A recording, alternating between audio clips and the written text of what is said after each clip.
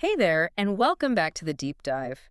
Today we're really soaring into the engineering that powers our world, quite literally. We are indeed. We're going to unpack the sheer genius behind two titans of thrust, the chemical rockets that punch us into orbit, Yeah, the big lifters, and the air-breathing jet engines that let us, well, dominate the the skies. masters of the atmosphere. Our mission for this deep dive, it's really to get you up to speed on the foundational engineering, the incredible physics that make all this modern flight and space travel possible. And we're zeroing in, right, focusing exclusively on the current technologies. Exactly.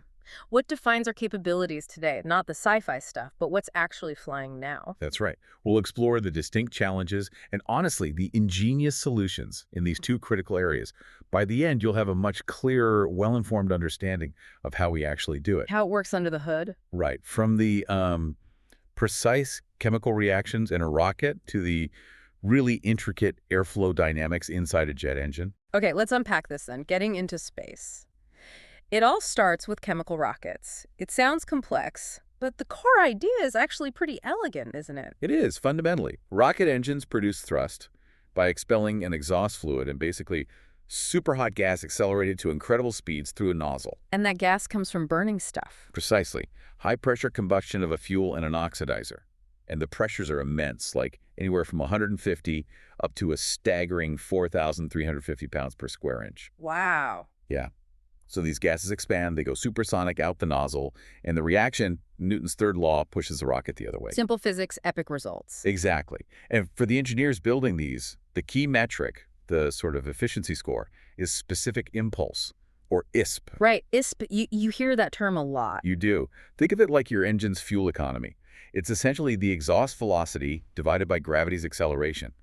Higher ISP, more thrust for the same amount of propellant. So, more bang for your buck, propellant-wise. Absolutely crucial when every single ounce counts. It tells you the fundamental efficiency, or maybe the limitation of that chemical system. And you want simpler exhaust. Ideally, yeah. The simpler the exhaust molecules, like hydrogen, H2, the better. They give you more direct push. Adding an oxidizer, which you need, naturally adds mass and complexity, though. So it's a balancing act, not just what you burn, but how efficiently, right down to the molecules. Exactly. Which brings us to the chemistry. It's incredibly precise. Okay. It's all about understanding something called stoichiometric ratios and limiting reactants. Stoichiometric. Okay, sounds technical. It just means the perfect chemical recipe. Imagine mixing hydrogen and oxygen. There's an exact amount of oxygen needed to react perfectly with all the hydrogen. Got it. Like baking, you need the right proportions. Precisely. If you have less oxygen than that perfect amount, then oxygen becomes your limiting reactant. It limits the reaction. It dictates exactly how much product, in this case thrust, you can actually form. So getting those ratios just right is everything for maximizing energy. Makes sense. So what are we actually burning in these things today? What are the main fuels? Well, we primarily rely on two types, liquid propellants and solid propellants. Okay, let's start with liquids. All right. A real workhorse combo is RP1. That's a highly refined kerosene paired with liquid oxygen, or LOX. Kerosene and oxygen sounds powerful. It is. Very powerful first-stage propellant. You've seen it in legendary vehicles. Atlas, Delta II, the Saturn V. The moon rocket. That's the one. But there's a downside. RP1 can produce this kind of tarry residue, soot, coke deposits. It could actually limit how long the engine can run reliably. Maintenance headaches. You could say that. Then there's liquid hydrogen, LH2, also with LOX. Okay, hydrogen. That's supposed to be very efficient, right? Extremely efficient. It has a very high ISP. That's why it powered the space shuttle's main engines and the upper stages of the Saturn V. The high-performance option. Exactly. Yeah. The trade-off, though, liquid hydrogen is not very dense. So LOX LH2 systems often need much bigger tanks for the same amount of energy compared to RP1. More volume. Bigger tanks, more structure, more weight, more trade-offs. Always trade-offs in rocketry. Now, looking just ahead, still within chemical limits, there's LOX methane. Methane, like natural gas. Sort of, yeah. It's a Yeah. cryogenic fuel, kept very cold like LH2, but it offers higher performance than some older storable propellants. What are storable propellants? Things like hypergolic fuels and oxidizers that ignite spontaneously on contact. Often nasty, toxic stuff, though convenient. LOX methane is cleaner, non-toxic. And the Mars connection. Ah, yes, the exciting part. There's potential to actually manufacture methane partly from resources on Mars. In situ resource utilization, ISRU. Making rocket fuel on Mars, that's a game changer. Potentially huge. But, and this is key for our current tech focus, well, LOX methane has basically no flight history yet. Very limited ground tests. So it's still very much in development, not in widespread use today. Got it. Promising, but not quite ready for prime time system-wide. Okay, so liquids offer control. What about solids? Sometimes you just need a massive instant push, right? Absolutely. That's where solid propellants shine. They're dense, stable, easy to store for long periods. What kinds are there? You've got homogeneous propellants first. Right. Simpler ones like nitrocellulose or double base ones, combining nitrocellulose and nitroglycerin, usually with a plasticizer to make them, well, more workable and stable. Where do you use those? Often for smaller, critical tasks. Jettisoning the cement parts, separating rocket stages, even some tactical weapons because they don't produce much smoke. But their specific impulse, their efficiency, is lower, maybe around 210 seconds. Okay, so not for main propulsion usually. Generally not for the big lifting part. Mm. For that, you often look at composite propellants. And one type has a really significant history, ammonium perchlorate composite propellant, or APCP. APCP, that sounds familiar. It's the stuff used in solid rocket boosters, SRBs, like the ones on the space shuttle. Oh, right, those massive white boosters. Exactly. It's a potent mix. You've got ammonium perchlorate as the oxidizer, powdered aluminum as the fuel gives it a real kick, and then a rubbery binder that holds it all together and acts as a secondary fuel. Delivers a huge, unstoppable push. An enormous, unyielding push. Yeah. But that power, it comes with critical vulnerabilities, Yeah. as we tragically saw with the Challenger disaster. Yeah, the O-ring seal failure. Right. A poor seal in the SRB joint allowed super hot gases, essentially fire, to escape and damage the external tank. It's a stark reminder of just how unforgiving this whole business is. Yeah. Every detail matters. Absolutely. And it's not just the fuel chemistry, is it?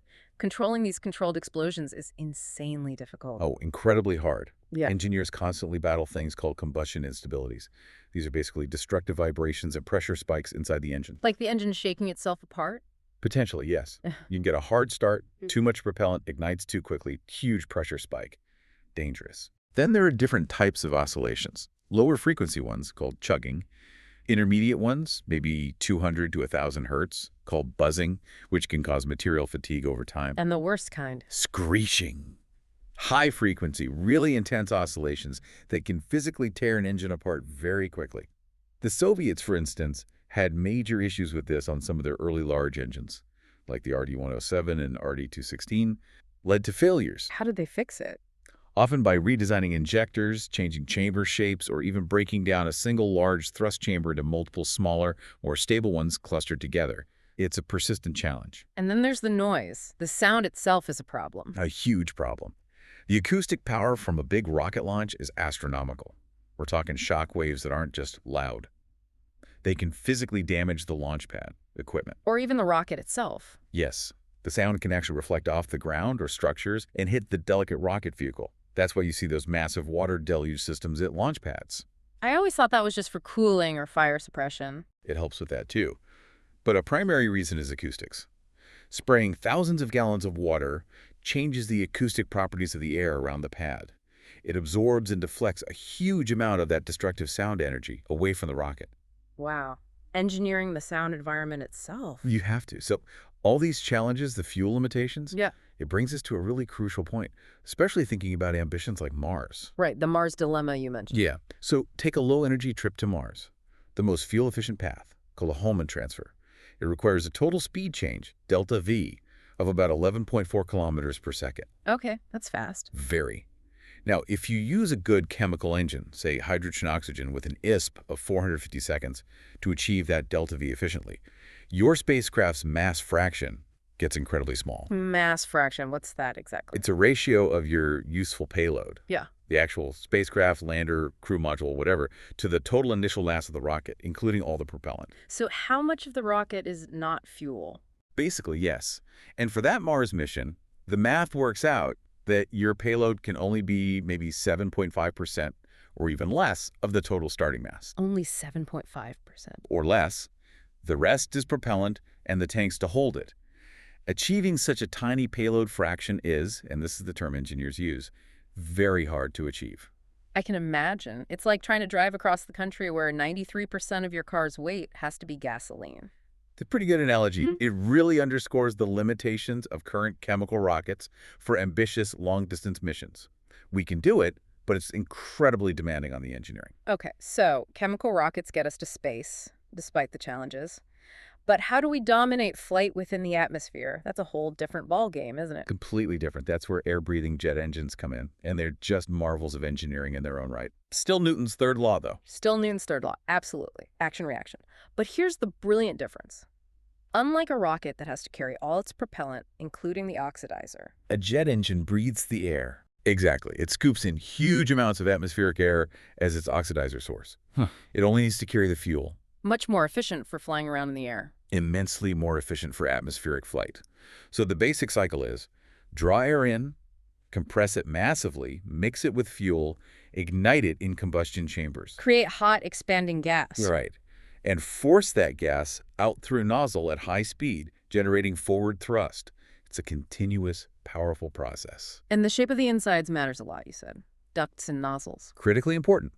You use divergent passages, ones that get wider, to slow the air down and convert its velocity energy into pressure energy. That's key for compression. Squeezing the air. Then you use convergent passages, nozzles that get narrower, to take the stored energy from combustion and convert it back into high-velocity exhaust gas. That's your thrust. And for supersonic flight? You need a special nozzle, convergent-divergent, sometimes called a de Laval or Venturi nozzle. It allows the exhaust gas to accelerate smoothly past the speed of sound for maximum kinetic energy and thrust. Clever shaping. Now, these engines are all about efficiency and power too, right? I hear about bypass engines a lot. Turbofans. Yes, that's a crucial design feature for efficiency, especially in airliners. The bypass ratio is key. It's the ratio of the mass of cool air that goes around the core engine compared to the mass of air that goes through the core combustion process. So some air just gets pushed by the big fan at the front? A lot of it, in high bypass engines. That big fan acts like a very efficient propeller, moving a large volume of air relatively slowly. This significantly improves propulsive efficiency and drastically reduces fuel consumption compared to a pure jet core. What kind of ratios are we talking? They vary. Military jets might have low bypass, maybe around 1-to-1. Airliners have high bypass, maybe 5-to-1 or even higher. Some advanced concepts like prop fans pushed it towards 15-to-1. Okay. And inside the core, you have the compressors, the squeezers. Right. Axial compressors are very common. They have multiple stages of rotating blades, rotors, and stationary blades, stators, that progressively compress the air. Like stacking fans on top of each other. In a way, yes. Each stage adding more pressure. That big fan on the front of a turbofan. That's essentially the first stage, a highly optimized axial compressor stage designed for huge airflow and high efficiency. And you mentioned those blade tips can go supersonic. Sometimes, yes. On some high-performance fans, the tips of the longest blades can actually reach speeds up to Mach 1.5 relative to the incoming air. Incredible engineering. Wow. Okay, after compression comes the fire. The combustion chamber. The inferno within, indeed. This is where the compressed air mixes with fuel and burns, and the temperatures get extreme, 1,800 to 2,000 degrees Celsius. That's hotter than magma. How did the parts survive? They wouldn't, not directly. That temperature is far too hot for even the most advanced turbine blades downstream. So here's the clever part. Only a fraction of the air is used for the primary combustion. About 60% of the total airflow bypasses the main flame and is used in the dilution zone further down the chamber. To cool things down. Exactly. It mixes with and cools these super hot combustion products down to a temperature the turbine can handle while still being hot enough to generate power. Ingenious. And you mentioned annular chambers. Yes, that's an advancement over older can-annular designs. An annular chamber is basically a single continuous ring. They tend to require less cooling air, which boosts combustion efficiency close to 100% at sea level. Better efficiency and less pollution, too. Right.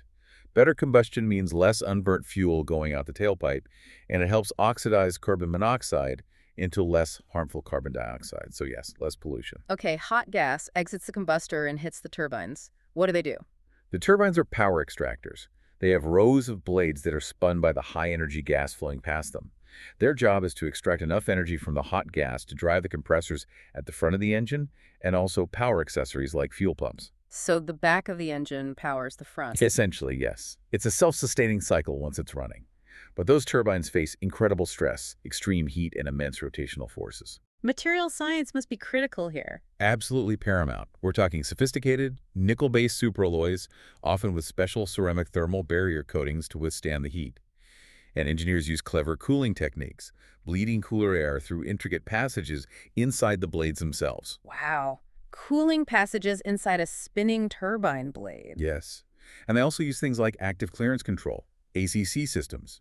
These carefully manage the gap between the tips of the turbine blades and the outer casing. Too big a gap, and hot gas leaks past, wasting energy. Too small, and the blades could rub. ACC helps maintain the optimal tiny gap as parts expand and contract with heat. Incredible precision. And controlling the whole engine. The fuel system must be complex, too. Oh, highly complex. It has to deliver precisely the right amount of fuel under all operating conditions. Takeoff, cruise, landing, acceleration. You have powerful fuel pumps, sometimes requiring significant horsepower themselves, delivering fuel at high pressure. And spraying it correctly. Atomization is key. You need a fine mist of fuel to mix properly with the air for efficient ignition and burning. This depends on fuel properties like volatility and viscosity and the design of the spray nozzles. Early nozzles weren't great at low speeds, leading to more advanced variable designs. And the fuel tanks themselves, any special considerations? Definitely, especially for high-speed flight. Tanks are often pressurized to ensure fuel flow and insulated.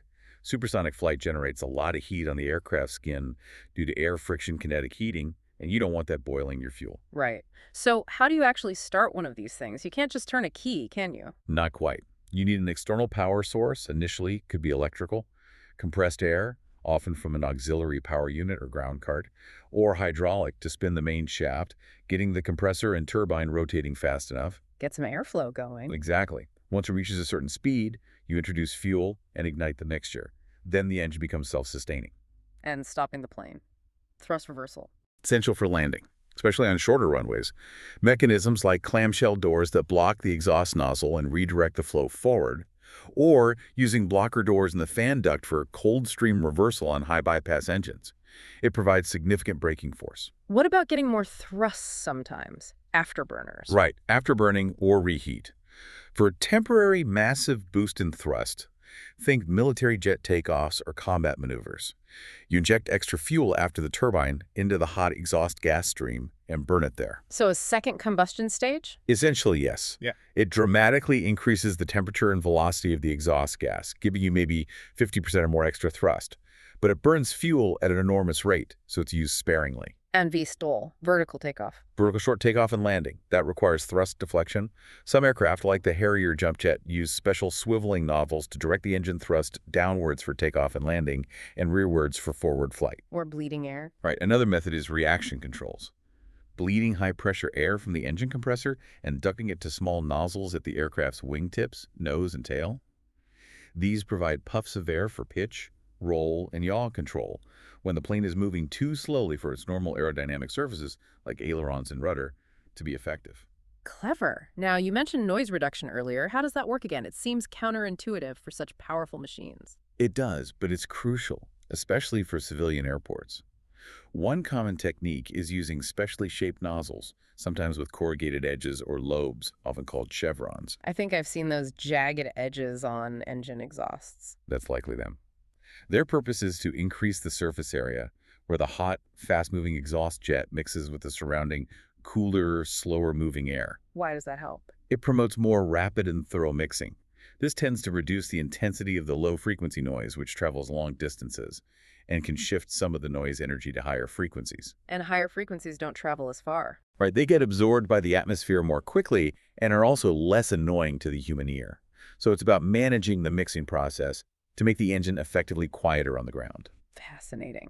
Okay, last area, the human touch. Building and maintaining these things. Hugely important. Modern jet engines are typically built using modular construction. Like Lego bricks.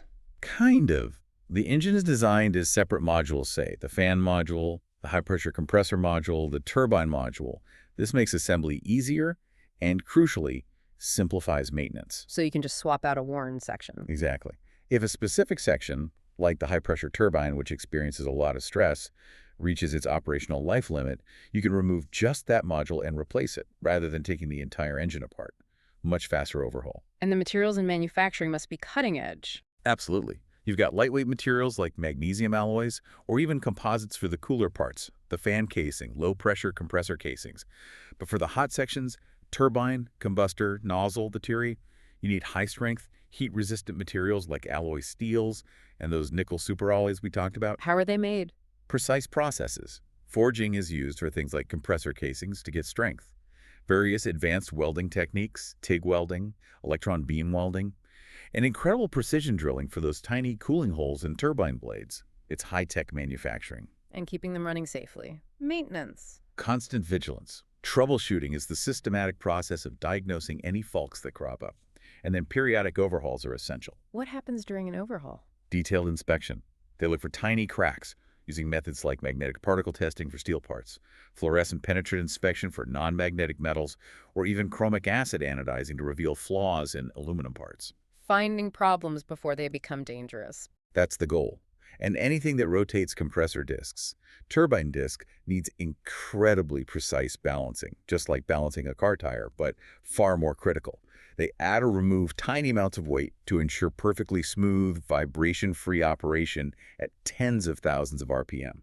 So there you have it, an incredible amount of engineering, science, and precision packed into these machines. It really is. A deep dive into the foundational tech that powers our world today, from the raw chemical power blasting us into orbit, Carefully controlled explosions, really. to the intricate, almost delicate management of airflow that lets us glide through the atmosphere. These current technologies, they're really something else. They absolutely are. Whether it's that finely tuned chemical recipe in a rocket's combustion chamber or the material science pushing the limits in a jet turbine blade, every single detail matters profoundly. And this tech defines what we can do right now. Precisely. It's what allows us to explore, to connect, to operate in the air and space today. So what does this all mean for you listening? When you think back to that Mars challenge, that very hard to achieve payload fraction with chemical rockets, and the sheer mind-boggling complexity needed just to make a jet engine run safely and efficiently day in, day out, it really highlights something, doesn't it? It shows the scale of the hurdles. Yeah. These current technologies define what's possible now, but they also really hint at the enormous engineering challenges still ahead for truly expansive, sustainable journeys beyond Earth, or even faster, more efficient atmospheric flight. The next breakthroughs won't be easy. Definitely not. So the thought to leave you with is this. What seemingly impossible challenge are you facing in your world right now? It might not be rocket science, but what fundamental principles, what detailed engineering or careful balancing act could you apply to start chipping away at it, just like these engineers have done for flight in space?